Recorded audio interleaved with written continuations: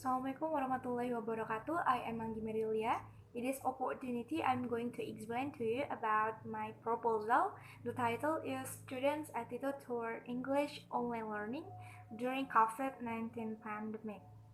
So the first is about background of the study. English as a foreign language has been studied in Indonesia for many years. English to be a compulsory subject at the elementary, junior, and also senior high school.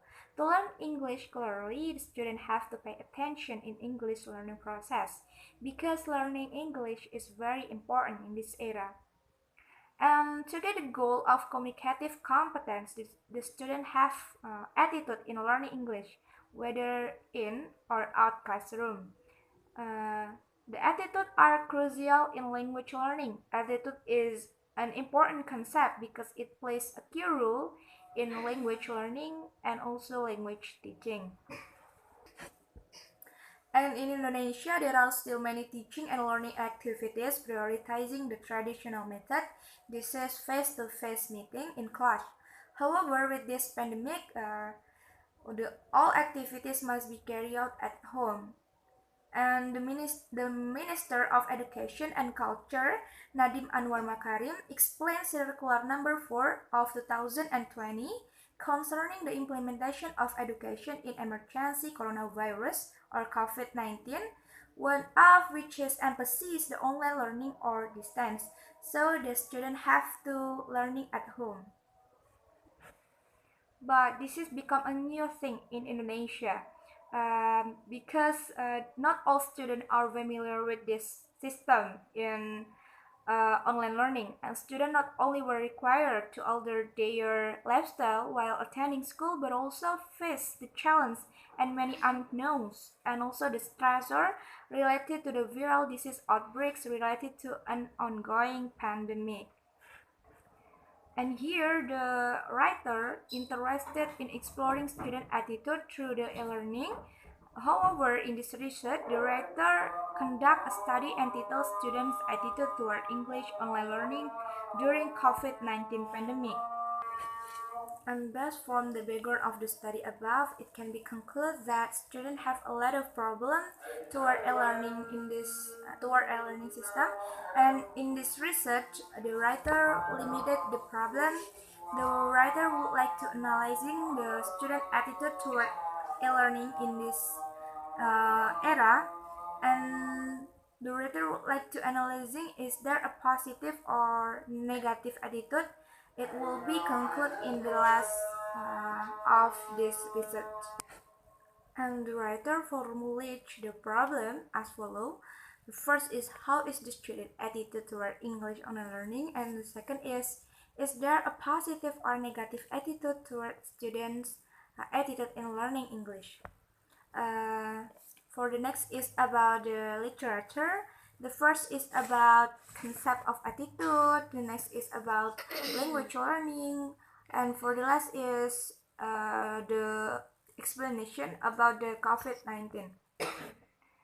And for the previous study, the first there is a study by Sri Mulyani 2020, which is conduct a study to investigate the student perception toward e-learning during COVID-19 pandemic at SMA 1 Suruh. And secondly, there is a study by Hendrikus Mail, which conduct research to investigate attitudes undergraduate students toward online learning during COVID-19 pandemic. And his study, there were 4 undergraduate students who were willing to interview, and there are at the second semester of English Education Department.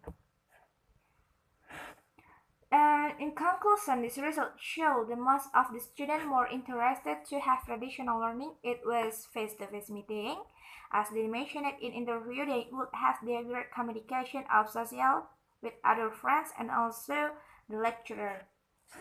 And for the research design, this is a qualitative research that using interview as a technique, and the sample will be using random sampling because the basic principle of random sampling can be complete where the samples in each item in the population have the same possibility to be selected as the sample. And the data collecting is interview like I shared to you before. And the data analysis, the first is data reduction. In qualitative research, especially in the data collection, the writer will use technique and carry out the repeatedly to obtain very big and complete data. And for the data display, the process is when the data presenting after reduction the data. In this stage, the presentation of the data in the form of summaries, card, relationship between categories, patterns, and the others, it will easily to understood by the reader. And for the conclusion, in this research, the third step is making the decision and the variation in qualitative research. The conclusion drawn are still temporary. The conclusion from the study must be able to provide answers to the problem formulated. Apart from providing answer to the formulation of the problem, and the conclusion must also produce new findings in the field of science that didn't yet exist. And this result can be description of an object and also still feature after examination become clear. It can also said by the conclusion.